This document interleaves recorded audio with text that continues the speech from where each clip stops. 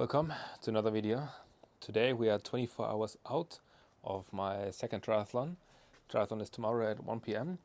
Today I'm doing my final preparations, and among others I'm going to do my last bike check. So I'm going to clean the chain, I'm going to give it a rough rinse. It's a big day of carb loading. I'm going to take you throughout my whole meals with you.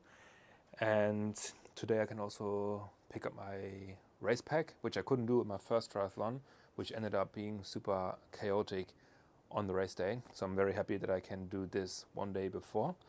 And yeah, let's get the day started. It's now 10 a.m. I've had my first breakfast already. It's time for a pizza in around 30 minutes. All right, here we are.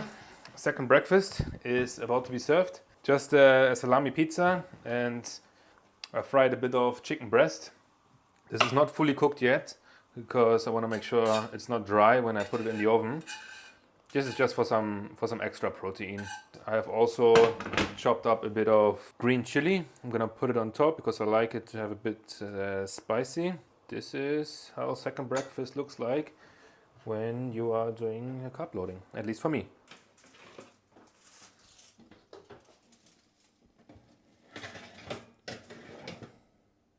Pizza is served. So one thing that I really trust on is to not try anything new. Don't experiment with new foods one day before any big competition. Even before a big long run, when you are in your prep. Just eat what you know sits well in your stomach and you know you can digest well. For me, I have eaten pizza many times before a competition and before long runs, and I know I can digest this fairly well. I'm also hydrating up.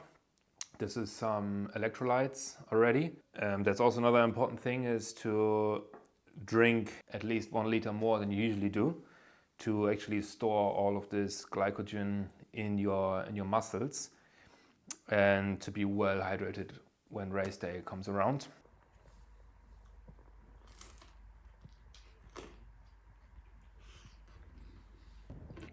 Okay. We're now on the way to pick up my race kit, and I just wanted to go through my times one more time, because my target is a sub 2:30 Olympic Triathlon. This means I would need to swim a 1:45 to 1:48 pace, which I highly doubt I can do. I'm aiming for a 1:50 pace. That means I only have 2 to 3 minutes for T1 to transition from the swim to the bike. Then on the bike I need to race like 34 to 35.5 kilometers an hour, which I think is doable depending on the wind. Then again 2-3 minutes in T2 to go from the bike to the run. And the running this time I want to be much faster than my first triathlon, and I think I can do like a 4:50, if not even a 4:45 pace for 10k, and that should sum up a sub 2:30. But for now we're going to get the race kits, see what's going on, if there's anything that you can buy or see.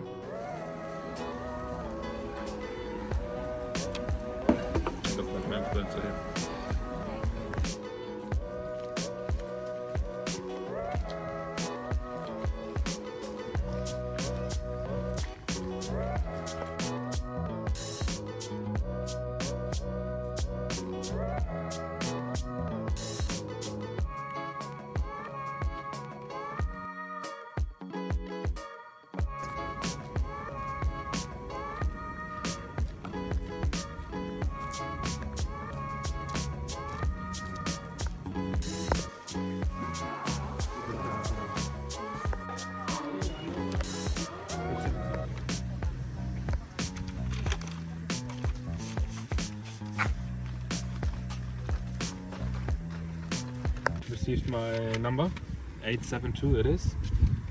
Stickers for the helmet, for the bike, etc. But those start packs, they're having less and less in it. It's actually this time just nothing, a coupon. Then I've got my tracking chip, and one last thing, I've got a mini shower gel. That's it. I mean, it's fine. It just tells the size of the triathlon. It's not too many athletes attending, I guess. I don't know how many actually, but I'll see tomorrow. So I will go home, prep my bike, eat, and get ready.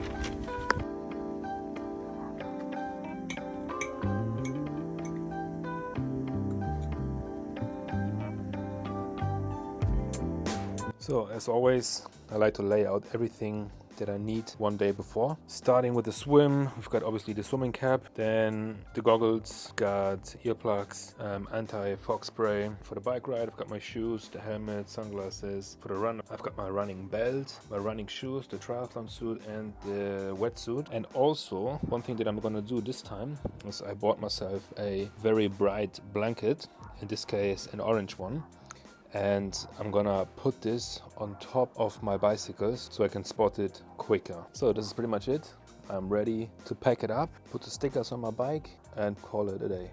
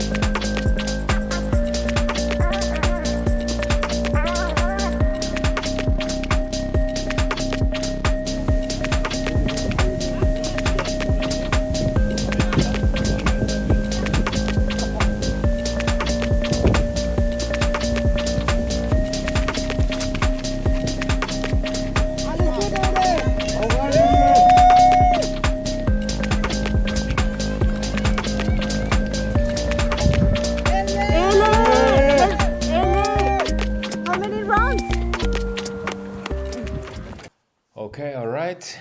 This is another wrap. Second triathlon is done. First and foremost, unfortunately, I didn't make my goal of the sub 2:30. I ended up doing 2:35 overall. I will put up the stats somewhere here. However, I still did 13 minutes better compared to my first triathlon. So it was definitely a big improvement, but I couldn't reach my personal milestone. But I'm not sad about it. That's okay. It's part of the journey. I definitely set the bar fairly high to myself in saying I'm gonna cut off almost half an hour.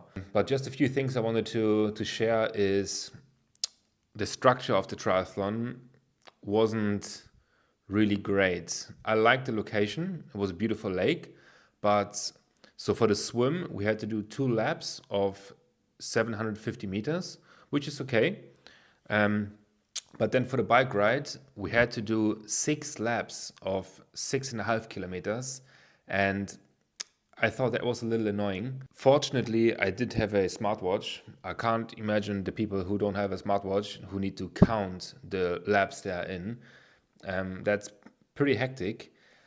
And then for the run, we did 4 laps, each 2.5 kilometers, being 10 kilometers, with a lot of inclination on one part, which wasn't ideal, but that's okay. That's totally fine. But the biking part was definitely a little annoying.